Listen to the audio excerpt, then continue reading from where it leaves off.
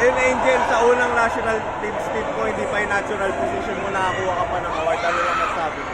Actually, yun nga lang yung sinasabi, parang nagugulat ako sa result. And nagugulat ako na naging best opposite pa po ako kasi knowing this ABC, marami akong kalaban sa spot ko. So, I didn't expect anything.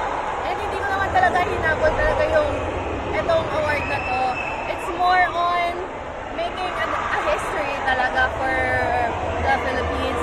And it's more on my teammates din talaga. So, credits talaga sa teammates ko, sa management, sa coaches. Kasi hindi ko magagawa lahat ng to kung hindi dahil sa kanila. Sobrang na-appreciate ko sa kanila. Itong award na to, hindi to akin. Para po to sa kanila. Then after nitong tournament ng games din ito, how comfortable are you with the position as opposite? Well, naging comfortable naman po ako sa position na to. But what I can say right now is anong man posisyon na ibigay sa akin ng future, kakayanin ko at gagawan ko ng para.